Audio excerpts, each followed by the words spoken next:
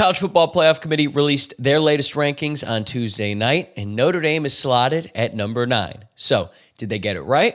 Let's discuss.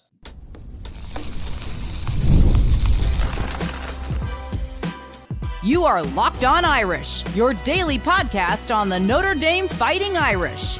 Part of the Locked On Podcast Network, your team every day. Hello and welcome to Locked On Irish, your daily home for Notre Dame football. We are part of the Locked On Podcast Network, which is now the number one sports podcast network in America, all thanks to viewers and listeners like yourself. My name's Tyler Wojciak, and I'm the host. I'm a Notre Dame alum, producer at Fox Sports, and I've been covering this team since 2020.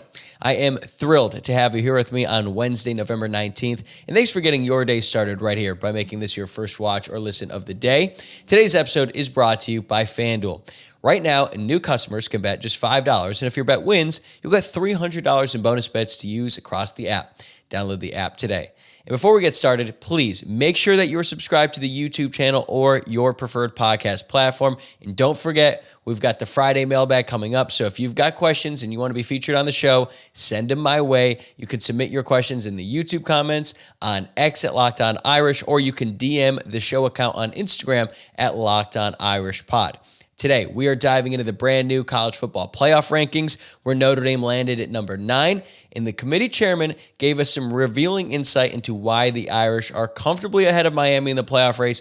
They are currently 4 spots ahead. Miami is at number 13, and that has been a big talking point in the college football landscape leading up to the rankings that came out on Tuesday night. So we're going to talk about that. We're also going to get into whether Notre Dame is truly a lock to make the 12-team field despite their overwhelming betting odds. They are minus 4,000 to make the playoff on FanDuel right now, but I still think there are some doomsday scenarios out there.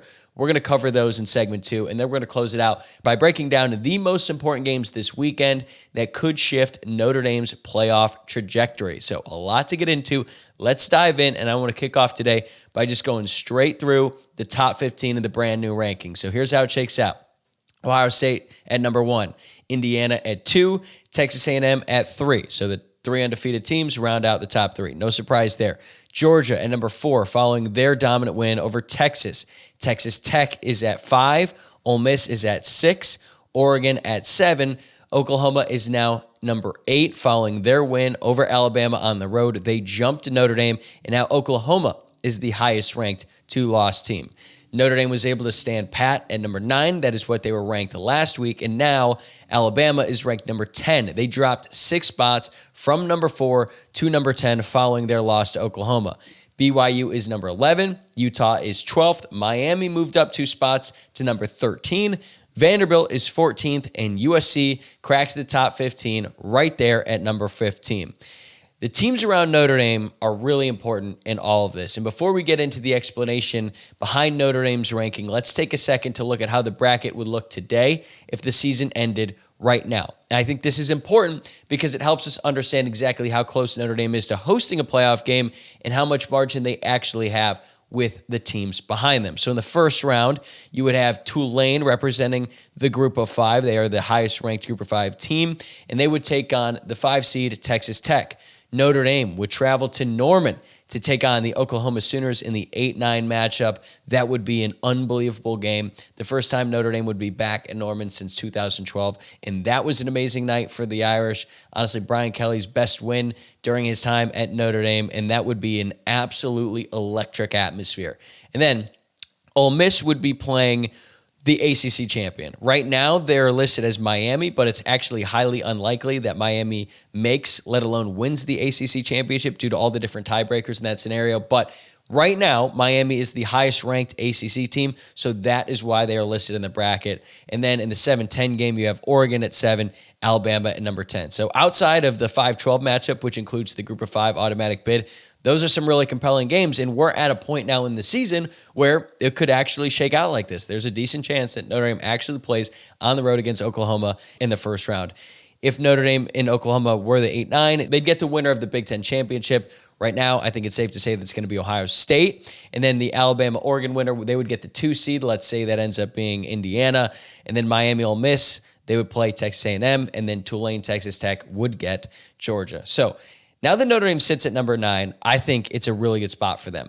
That was actually a little bit of a surprise for me that they're still just one spot away from hosting, and they're also in pretty good shape right now with Alabama landing one spot behind them. As a matter of fact, I think Alabama fans have more reason to be upset about being ranked behind Notre Dame than Miami fans, because Alabama has 4 ranked wins already this season. And yeah, they didn't look great in their loss to Oklahoma, but it still felt pretty fluky because of all the turnovers and the fact that Oklahoma couldn't do anything offensively in that game. They had 212 yards of total offense.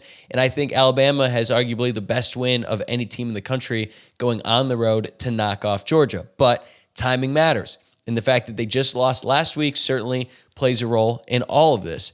And the fact that they can't run the ball and Ty Simpson didn't look that great, it's all part of the evaluation here. And that is why I think the committee dropped Alabama all the way to number 10. But it's clear that the committee views Notre Dame as one of the best teams in college football, and that is why they are ranked where they're at.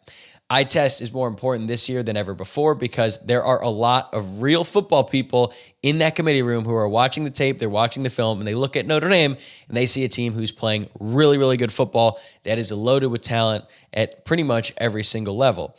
But as I mentioned earlier, Notre Dame has become the most controversial team in the rankings, and that was on full display when the very first question that Reese Davis asked the new CFP chair, Hunter Yurachek, the athletic director for Arkansas, was about why they ranked Notre Dame over Miami despite the head-to-head. There's been a big push lately from the ACC and a lot of people in the Miami media landscape and the ACC landscape as well about the fact that Miami should be ranked ahead of Notre Dame because they have the same record, and Miami obviously won that head-to-head matchup in week 1. And here is the exact quote from Yurachek. "We really compare the losses of those teams. We really haven't compared those two teams.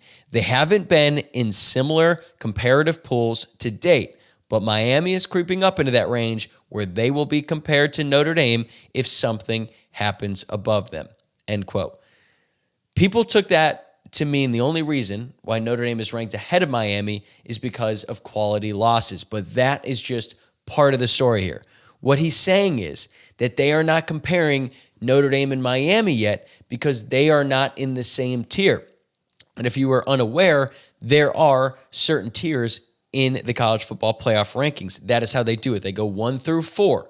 They look at all the teams and they go, okay, we figured out these are the 4 teams that should be in the top 4. Then they rank those accordingly. Then they go 5 through 8, and then they rank those teams accordingly. And then they go 9 through 12, because the playoff is 12 teams.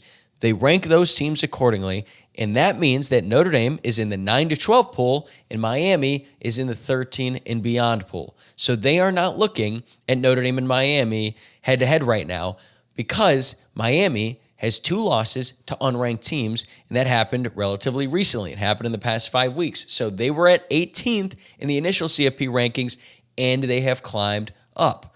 But still, Notre Dame had their 2 losses at the very beginning of the season, which helps. They lost to the number 3 team in the country, Texas A&M, by 1 point, and obviously they lost to Miami by 3 points on the road. So now that Miami is creeping up on them, it could end up being a factor, but people think the only reason Miami is ranked 4 spots behind them is because of the losses. That's just not true. Miami is in that pool for a number of reasons. One, the strength of record. Notre Dame, according to the strength of record metric that they use, is 12th. Miami's is 16th. In FPI, Notre Dame is 5th. Miami is 11th. If you look at the strength of schedule rankings, Notre Dame is 29. Miami is 43. If you look at the Sagarin rankings, which is what they used in the BCS computer rankings back in the day, Notre Dame is 4th. Miami is 9th. If you look in SB Plus, Notre Dame is 5th. Miami is 10th. So yes, they have the same record. And yes, Miami won the head-to-head, but those are not the only things that they look at. There's a bunch of metrics. There's the eye test. There's the tape. There's all of that. So head-to-head matters, but it matters more when the resumes are considered equal or close to it. And despite the fact that they have the same record, the committee does not view them as equals, and I agree. The committee isn't ranking based they're not ranking these teams based solely on what happened in week 1. They are ranking them based on everything they have seen for the entire season. And lately, Notre Dame has looked like a top 10 team for 2 months straight and arguably a top 5 team as of late. And if you don't believe me, just look at the odds. Notre Dame has the 4th best odds of anyone in the country to win the national championship. On FanDuel, you can get them at plus 950. 4th best odds in the country. The only teams they are behind are the undefeateds. They have better odds than Georgia. And for all the people who think that there's SEC bias, just think about that. Notre Dame has better odds to win the national championship than Georgia. And that's not everything, but I think that tells you a lot of really smart people believe that Notre Dame isn't just a top 10 team, that they are a top 5 team on the field. Does that mean everything? No. The resume has to matter. Wins and losses have to matter, and they do. But it's all part of the evaluation when you compare teams, and it's another reason why the Irish are ranked where they're at. We still have 2 weeks left in the regular season, plus conference championship, so there is a lot more football to be played, and I'm sure we're going to see some chaos ensue, but the Irish are in a really, really good spot at number 9. However, just because they're at number 9 doesn't guarantee anything yet. So let's talk about whether the Irish are actually a lock to make the college football playoff, or if there's still danger on the board, coming up next. Today's episode is brought to you by FanDuel. The NBA is back, and there's no better place to get in on the action than FanDuel, the official sports betting partner of the NBA. Even if you missed the start of the game or want to ride the hot hand, FanDuel has live bets on everything from who will score next to fourth quarter comebacks. Plus, you can even combine your live bets into a same-game parlay for a shot at a bigger payout. It keeps every game exciting, especially when your team's making that late push. All right, so here's my pick for the night. Totally unbiased here. Give me the Cavs money line against the Rockets. The Rockets are a really good team. They've got Kevin Durant, obviously, but the Cavs are starting to figure things out. And right now, FanDuel is giving new customers $300 in bonus bets when your first $5 bet wins. So head to FanDuel.com to sign up and play your game with FanDuel, the official sports betting partner of the NBA. Welcome back to Locked On Irish. I'm your host, Tyler Wojciak. Thanks again for making this your first watch or listen of the day. And thank you for helping Locked On become the number one sports podcast network in America. All right, so now let's take a look at whether or not Notre Dame is a lock to make the college football playoff. Because if you look at their odds on FanDuel right now, it might suggest that they're a lock. They are minus 4,000, which implies that they're in a really good spot, which they are.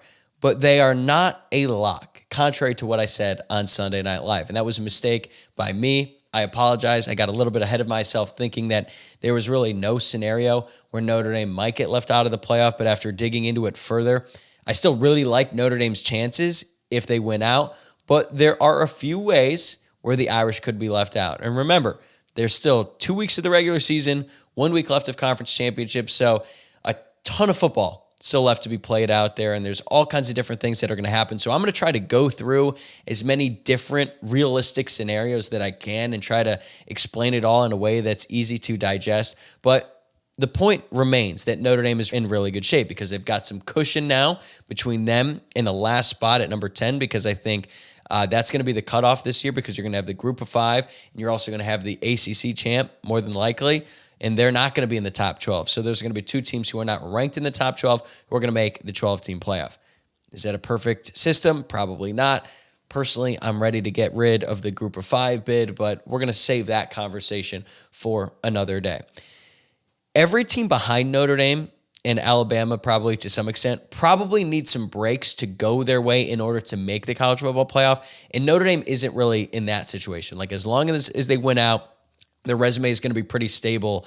If they do that, there's some things that could get in the way, but they don't need things to happen in order to make the playoff, right? Because they're number 9. And already the committee has shown that they really trust this Notre Dame team. They like them, and they would probably be favored against a lot of other teams in the college football playoff as we sit here today. I actually saw something from Josh Pate over at On3 who said that Notre Dame would be favored by 3.5 points on the road against Oklahoma. Again, it's not everything. It's just a data point, and it all matters. But Notre Dame could also host. That's still on the table, right? If Ole Miss ends up losing to Mississippi State in the last game of the regular season, especially with all the uncertainty around their head coach Lane Kiffin and the fact that he's going to Baton Rouge, and there's people at Florida who want him, and he's seriously considering his options here. Now, Ole Miss has a bye this upcoming weekend, and I personally think that he's doing all of this for show, and he's going to end up getting a huge raise and an extension from Ole Miss, and he's going to be like the hero going into that game against Mississippi State. But there's a lot of distractions around this Ole Miss football program right now, so it wouldn't be the craziest thing in the world if Ole Miss went out there and they end up losing in the Egg Bowl. Stranger things have happened, and if it did happen, that would greatly benefit Notre Dame. It would also greatly benefit Notre Dame if their arch rival, USC, beat Oregon this weekend. The Trojans have got to travel. They've got to play Oregon in Autzen Stadium. But if USC wins that game, that's going to help out Notre Dame because Oregon would then move behind them with 2 losses and will also boost their own playoff resume. In Texas Tech, they've looked really, really good as of late. They've had 1 loss this season. They didn't have their starting quarterback in that game, but maybe they get upset by West Virginia in the last game of the regular season. It's unlikely, but it could happen. And here's another unlikely situation. Georgia Tech could lose to Pitt on Saturday and then turn around and knock off Georgia. If that happens, would Georgia fall behind Notre Dame? I don't know, but it's possible. Any of these combinations could get Notre Dame to number 8 or potentially even number 7, which is the ideal scenario for Notre Dame because not only would they get to host a playoff game, they would then get to avoid the 1 seed in the second round because the winner of the 7-10 matchup gets the number 2 seed. So that's probably going to be the SEC champ, maybe Texas Tech. You never know based on all these different scenarios. But I think most Notre Dame fans would want Notre Dame to avoid Ohio State, at least in the second round, because they have looked like the best team in the country this season. So Notre Dame could still host a game. The most likely scenario is that they make the playoff and they have to go on the road, but they're not a lock, okay? Let's get into some of the reasons why. If everyone keeps winning in front of Notre Dame, especially after Oklahoma's win over Alabama, that's not great for Notre Dame, especially if some chaos happens behind them. If Miami goes out there and they hammer Virginia Tech this weekend, and then they follow that up with a monstrous win over Pitt, the conversation about Notre Dame and Miami is only going to intensify. And right now, based on how they are at 10 games through the season, even though Miami has won the head-to-head, I still believe that Notre Dame should be ranked ahead of Miami, given all the reasons I just mentioned. But with 2 games left to play, who knows what could happen, right? So you don't really want to be in a scenario because the committee chairman even admitted head-to-head would matter if they are looking at those 2 teams in the same pool. And if it came down to the last spot, obviously they have the head-to-head tiebreaker, and there's going to be all kinds of noise about that. So you would just like to avoid that if possible. But Miami also has to jump Utah, who has games over Kansas and Kansas State, so they're probably going to win those games. Utah has looked really good as of late. So it's not the only way that Notre Dame gets left out, but you would probably prefer it if Miami were to lose. I think it could get complicated if Alabama went out there and they won the SEC championship over Texas A&M, because in that scenario, Texas A&M would stay above Notre Dame, and I think Alabama would certainly jump them. And if BYU goes out there and they win the Big 12 championship, they get the automatic bid, even though they're ranked behind Notre Dame right now.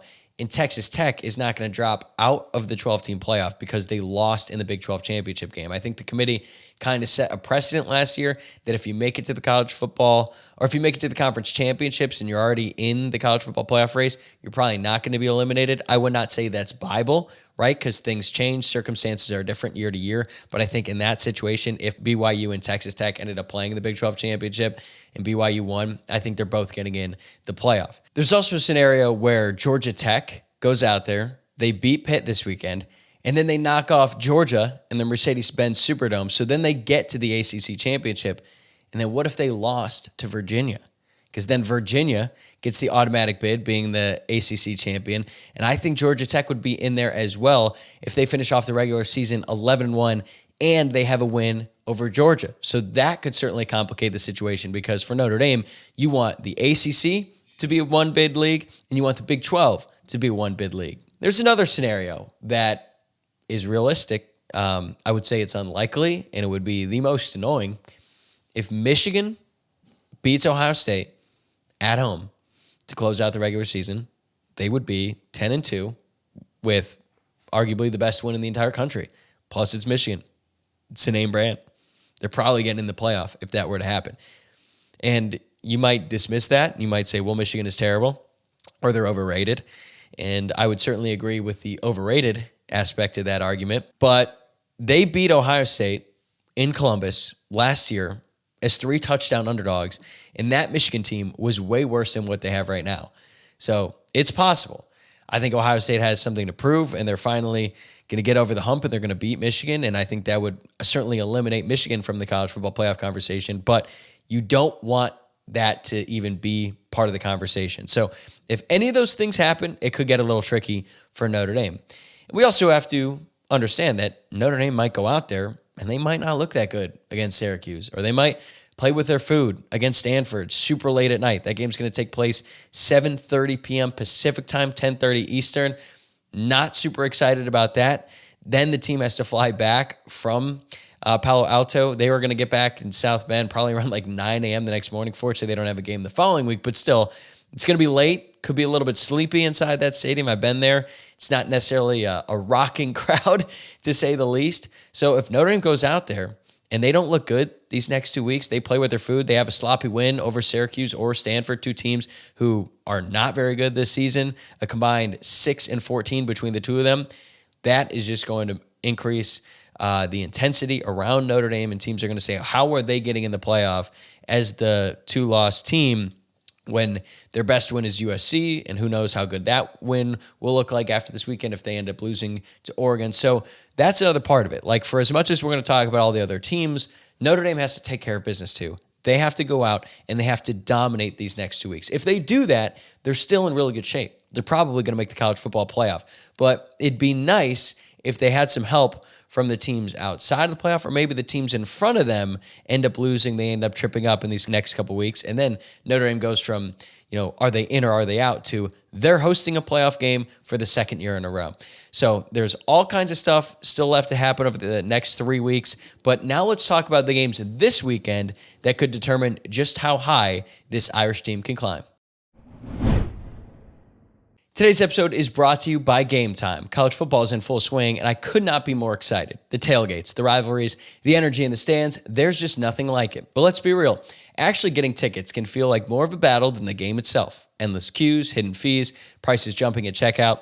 That's why I use Gametime, the app that gives the advantage back to fans. It is the easiest way to score last-minute tickets at the best prices, with no surprise fees. What you see is what you pay. I pulled up Gametime, and in just a couple taps, I saw amazing deals. I'm talking about your favorite college football games for as low as $25. The app made it super simple. I could even see the exact view from my seat before buying. I love the zone deals too. Pick the section, Gametime picks the seats, and you save big. So take the guesswork out of buying college football tickets with Gametime. Download the Gametime app, create an account, and use code LOCKEDONCollege for $20 off your first purchase. Terms apply. Again, that's promo code LOCKEDONCollege for $20 off. Swipe, tap, ticket, go. Download Gametime today. All right, let's look ahead to the most important games this week for Notre Dame. And let's just be honest, it's not the greatest slate in the world, especially in late November, but this is just how it is. This is how it goes every year. This is always the week where all the SEC teams, or I shouldn't say all of them, a lot of SEC teams schedule some cupcakes before rivalry weeks. There's also a couple teams out there with a bye week this week, which is pretty late in the year, but there are several games that are very important to Notre Dame in their path to the college football playoff. So let's start by looking at the noon window. Missouri travels to take on Oklahoma, and Missouri is actually ranked in the new CFP rankings. They are 22, and Oklahoma is at number 8. Oklahoma is favored by 7.5 right now, and Notre Dame certainly would like Missouri to get the win because it would likely eliminate Oklahoma from the CFP. If Oklahoma loses, they're definitely going to drop behind Notre Dame, and there's actually a chance that Bo Pribula, the quarterback for Missouri, might actually give this a go. He suffered a gruesome ankle injury against Vanderbilt. They were trying to score with him on 4th and goal, and he ran a quarterback power, got rolled up on, I believe, or just kind of landed awkwardly, and it looked like he was going to be out for the season. It looked like a really nasty injury, so I'm shocked that he's even a possibility to play in this game, but that could be huge for them. And depending on his health, Missouri has a real chance in this game. The fact that Oklahoma is only favored by 7.5 kind of demonstrates that. And Oklahoma has 2 really nice wins back-to-back, but their offense did not look great, and Missouri can run the ball, so there's a good chance that this game goes late into the fourth quarter. Missouri's running back has been an absolute stud this season. Ahmad Hardy, he has just under 1,400 rushing yards, 15 touchdowns, and he's averaging 6.8 yards per carry, so he's right there behind Jeremiah Love in terms of the best running backs in the country. And Notre Dame would love to see Hardy go out there and run all over the Sooners. But it's going to be hard, man, because that Sooners defense is really, really good. Next up here, Miami will take on Virginia Tech on the road. And Virginia Tech is not great. But they did just hire James Franklin to be their head coach. They're really excited about that. Unfortunately for the Hokies, James Franklin is not going to be on the sidelines this Saturday. They're still going to go out there with an interim coach, and they have just been an awful team this year. There's really no other way to slice it, but it would be great for Notre Dame if Virginia Tech were somehow able to pull off the upset, because it would knock Miami out of the playoff, and maybe even more fun than that, it would make this push and all the whining and complaining from their fans in the ACC just look all that more ridiculous. And then we just wouldn't have to hear from them, because I've got to say, Ohio State is the most online. I think they're the most annoying fan base in all of college football. Miami is right there behind them. They are a strong number 2. So it would be nice if they could just go away. And they have certainly done that before. Last year, they lost to Syracuse late in the regular season. Might have been the last week of the regular season, and they eliminated themselves from college football playoff contention. So a November collapse is certainly in the cards for Mario Cristobal, and we might see it either this weekend or next weekend when Miami takes on Pitt. There's also USC traveling to take on Oregon. We've already talked about it a little bit. Oregon is favored by 10.5 in this game. This would be great for Notre Dame for 2 reasons. One, it would give their resume a boost if USC were to go out there and get the win, and Oregon would drop behind them. It does raise the question, could the Big Ten get 4 teams in? Like, where would Oregon slot into that 2-team or the 2-loss race with all the teams behind Notre Dame? I don't know. I mean, their best win this season is Penn State on the road, which was a great win at the time, but then the wheels came off for Penn State. The CFP chairman did say that they look at that as a solid win for Oregon. I agree. It should count as a good win as long as that's how it's treated across the board with some of these teams who are in Penn State's position where they just completely collapse. But when I look at this matchup, I don't really like USC's chances. They had a nice win over Iowa at home in the rain. They were able to come back. Lincoln Riley was all jacked up on the sidelines, but USC is just flat out bad on the road. And I just don't see Oregon taking a second home loss this season. They already dropped a game to Indiana at home, and I just think Oregon's better. It'll be close. I think USC could cover the spread in this game, but as we saw in South Bend, USC is a different team when they've got to travel. There's Michigan at Maryland in this weekend slate. Again, not the most important for Notre Dame, but it'd be nice if Michigan were to just eliminate themselves by losing on the road to Maryland. Michigan is favored by 13.5 in this game. They're lurking, but Michigan is just so fraudulent, man. They beat Purdue by 5 points. They needed a game-winning field goal as the clock expired to beat Northwestern last week in Wrigleyville. So I just don't think they're a very good team, but man, there's been so many weird things that have happened in that series between them and Ohio State lately that I just don't want to be in a position where it's the last weekend of the regular season and we've got to sweat out that Michigan-Ohio State game and root really hard for Ohio State, because like rooting for Ohio State has probably been a lot of fun this past 2-year stretch, except for when they play Michigan, and I don't want to be rooting for Ohio State when that comes around. And then you've got Pittsburgh at Georgia Tech. So Georgia Tech is only favored by 2.5 points in this game, despite the fact that Pittsburgh was knocked out of the top 25 following their loss to Notre Dame. But there's still a chance that Georgia Tech could get in as the at-large bid if they finish 11-1 with that win over Georgia that we're talking about earlier. So I think if you just get that second loss out of the way for Georgia Tech before any of that happens, that puts Notre Dame in a better position. And also, it helps Notre Dame's resume, because if Pitt's able to get a ranked win, that helps out the Irish. And Georgia Tech has been playing with fire lately. I think they had to come back to beat Boston College. It was a really close game.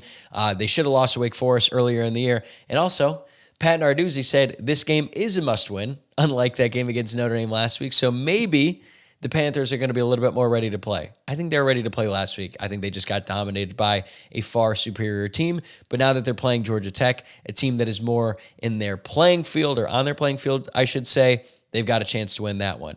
Also keep an eye on BYU at Cincinnati. BYU is favored by 2.5. BYU is lurking. Again, Notre Dame just wants them out of the picture. I'm not sure exactly how the Big 12 race is going to work with a conference championship, but it'd probably be nice if Cincinnati just dealt them another loss in the Big 12. And I actually think Cincinnati is going to get it done. I think they're going to get the win in Nippert Stadium. And lastly, I'm going to throw in Kentucky at Vanderbilt. The Commodores are favored by 9.5, and this probably is not going to impact Notre Dame's playoff picture. Vanderbilt's also probably just going to destroy Kentucky because the Wildcats are not a good football team this year. But if Vanderbilt picks up a third loss, they're eliminated. And at this point, I am rooting for every team with 2 losses to get a third loss so that they're just completely out of it and we don't have more teams complaining about why Notre Dame is in front of them. Does it really matter at the end of the day? Probably not, but still, I would like Notre Dame to be even more secure than they already are. But bottom line here, Notre Dame needs to go out there and take care of business and dominate these next two games against Syracuse and Stanford. Meanwhile, the rest of us can just turn on the television and enjoy another beautiful weekend of scoreboard watching and rooting for a bunch of other teams to lose. Should be a lot of fun. But that's going to do it for me today. Thanks again for making Locked On Irish your first watch or listen of the day. I really appreciate you being here. I would also really appreciate it if you took a second to make sure that you are subscribed on YouTube and wherever you get your podcasts. Don't forget, like the video, rate the show, and leave a review. I'm going to be back here tomorrow morning with my full preview of Senior Day as the Irish take on Syracuse in their last guaranteed home game of the season. I'll see you then.